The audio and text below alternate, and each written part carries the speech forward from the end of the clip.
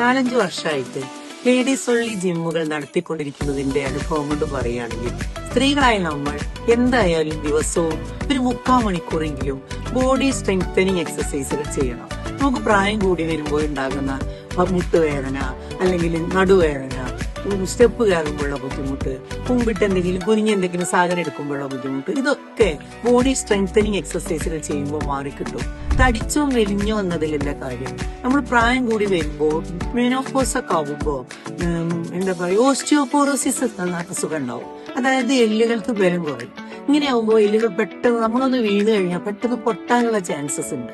ഇതൊക്കെ ഒഴിവാക്കി കിട്ടാൻ സ്ത്രീകളായ നമ്മൾ ഒരു 3/4 മണിക്കൂറെങ്കിലും ലേഡീസ് ഓൺലി നർദാസ് പോലെയുള്ള ജിമ്മുകളിൽ പോയി വർക്കൗട്ട് ചെയ്യുന്നത് ഒരു ശീലമാക്കണം.